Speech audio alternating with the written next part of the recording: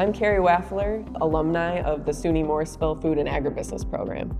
The SUNY FAB program is online, which makes it super flexible, so I was able to work and get my master's degree.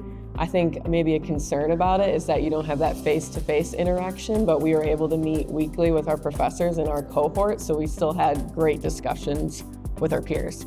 The meaningful project that we went through was our master's thesis. So that was over the span of almost a year that I was able to work with my advisor and two of my peers focusing on women leadership in agriculture.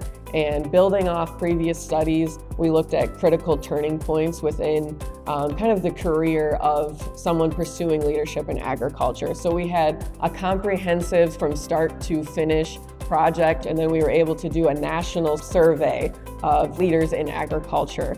And now there's been subsequent studies sort of modeled after what we were able to do.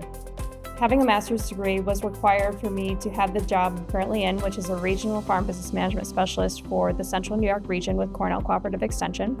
I cover 8 counties helping farmers with business assistance and planning, management, HR management, sustainability, providing farmer support and resources so they continue to grow in New York State. Our professors were able to introduce us to different industry leaders, take us to different events, bring in speakers to our classes that have really already altered my career path and set me up with relationships that I'm going to be able to utilize moving forward.